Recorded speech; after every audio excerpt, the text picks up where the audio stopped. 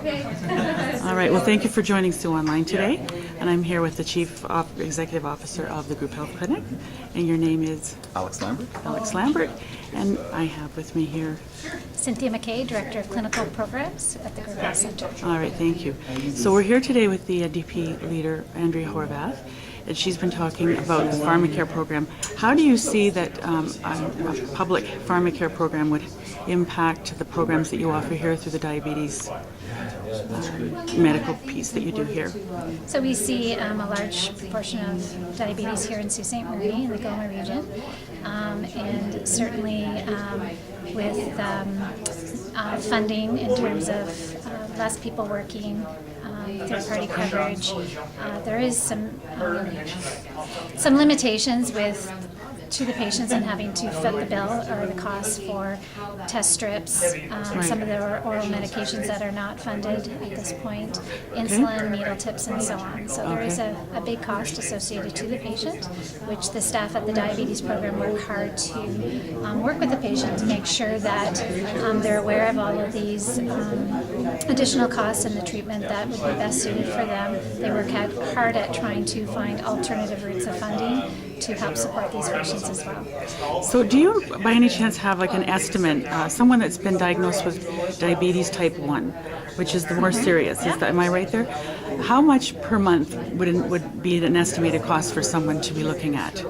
Well, just one test strip alone is $1 per test strip. Okay. So one of the recommendations is for a person with type 1 diabetes to be monitoring their blood sugars at minimum 4 times a day, and oftentimes they're asked to do it a lot more as we're adjusting treatments or if they have experiencing low blood sugar. So that in itself, 30 days in the month, so it would be quite expensive. The needle tips are not covered under third-party coverage most of the time, or someone who is on ODB or Trillium. And so each box of needle tips for 100 is almost $50. And ODB is Ontario Disabilities Payment? Ontario Drug Benefit. Ontario Drug Benefit. Thank you for that. So looking at the more remote north, does your program service the more remote communities as we travel north out of Sault Ste. Marie into the Algoma district? Well, we provide care to the community of Sault Ste. Marie as well as those into Goulet River, Echo Bay, Thessalon, St. Joe's Island. Wawa up north would have some other funded programs that certainly the patients could access there. However, with some of their higher risk populations such as pediatrics, their pregnant women who have diabetes from, say, Wawa would come down to Sault Ste. Marie and access care here with our team, and we would work in collaboration with their team in Wawa. Okay. All right, well, thank you very much. Appreciate that. Thank you.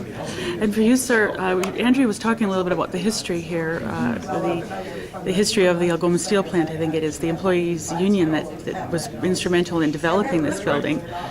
Do you see that the legacy of public pharmacare would come full circle? It's an interesting point she made. She was right. We developed through community spirit, community fundraising, a new model of care that ultimately became Medicare, that ultimately arguably became the family health team model in Ontario.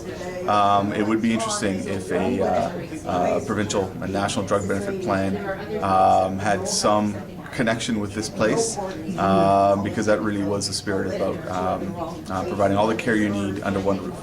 Okay. Thank you very much for your time today. Thank you very much.